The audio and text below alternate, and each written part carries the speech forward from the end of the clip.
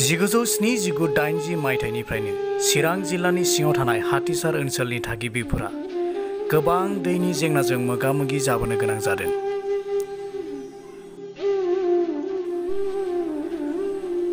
बेबादिनो हाथिसार BCDCनि सिङाव थानाय 2 नं फुलबारि गामियाव दैनि थाखाय आदिबासिफोरजों बरिंनि दै लायनायाव सेलाय-बेलाय आरो दै लोंनायखौ बादा होजानायनि बाथ्राया दिनै सोराङाव फैदों। दै लोंनायनि बेबादि जेंनाखौ खोनाखांनायनि उनाव खौरांगिरिफ्रा सुलु लानो थांनायाव गामिनि थागिबिफ्रा खौरांगिरिफोरनि सिगाङाव फोरमायोदि 2 नं फुलबारि गामियाव दैनि अनजिमाया बाङाय जानायखाय 1 किल'मिटार गोजाननिबो बारा खोला मायनावपुर गामिनि दैखरनिफ्राय दैनि द्राम लानानै थेलाजों आरो साइकेलजों लायनानै दै लोंनो गोनां जादों होननानै खौरांगिरिफोरनि सिगाङाव फोरमायदों। मख'जाथावदि गोदान बिटिआर सरकारा हाथिसार ओनसोलनि दैनि जेंनाखौ सुस्रांनानै होगोन होननानै गामिनि थागिबिफोरनो मिजिं होबोदों। नाथाय बाथ्राया बेसोदि हाथिसार ओनसोलनि थागिबिफ्रा आरो बेसे गोबाव दैनि जेंनाजों जुजिनांगोन बेखौ रावबो बुंस'नो हाया।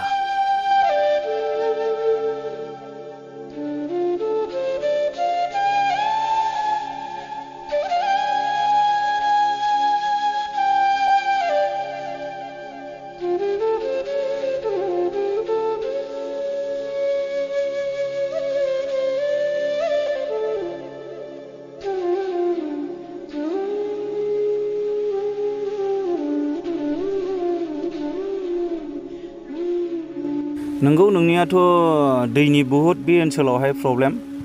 दा बे ओनसोलनिनो जोंबो थागिबि। दा जोंनि गामिया जाहैबाय 2 नं फुलबारि हाथिसार BCDCनि आन्डारावनो गोग्लैयो। आङो दा बर्थमान गोदान सरकारनि हाथिसार BCDCनि भाइस चेयारमेन। दा गोबां समनिफ्रायनो बे जोंनि ओनसोला आरोबा जोंनि गामियाबो दैजोंनो भुगिबोनांनाय, दै गैया। दा सिगांहाय जोंनि गामि खाथियावहाय मोनसे NGOनि दैखर खुरना गालांनाय दंमोन बयरिं। दा बेखौनो जोंनि गामिनि मानसिफ्रा बिसोरजों लोगोसे सेलाय-बेलाय जाफायो। बिसोरो आदिबासिफोरनि दैखरा दंखला। दा बे आदिबासिफ्रा माजे समाय नोंसिनि नङा बे दंखला जोंनिसो, मानो बाव लांफैयो नोंसोरो होननानै बुंजायो। अब्लाबो बुंजानानैब्लाबो बिसोरजों बुंजानायब्लाबो दैखौ लायो आरो नारा नाथा। दा बेबो दंखलाबो गैला, जाला, गाज्रि जाबाय, रानबायबो, बानायफिनलासैबो। आरो बेजों लोगोसे दा दाख्लैयो गोदान सरकारानो बे गामि खाथियाव गंसे मायनावपुर होननाय गामियाव बयरिं मोनसे दोनानै गालांदों। बे बयरिंआवनो दा थांनानै बयबो लायनानै जानानै दं आरो। मायनावपुरा 1 किल'मिटारसो गोजान जायो। बेयावथ' दैखौ दा साइकेलजों लायनांगौ जायो। जारकिं न'खरसेयाव 10था गाहाम लाखानांगौ जायो आरो द्राम गिदिर गिदिर दोननांगौ जायो। बेयाव लायनानै बे द्राम गिदिराव जमायनानै दोनो। आंनि खावलायनो लुबैनाया बेनोदि जाहाथे गोदान सरकारा जेरैहाय बुंदों मोजां खालामजोबगोन, ओनसोलखौ दै गैयैखौ दै होगोन, जिंगासिनो नाङा, जों दैखौ होजोबगोन होनना बुंदों। दा बेफोरबायदिनो निस्सय होफैयोबा जोङो फोथायनाय थागोन, मोजां मोनगोन।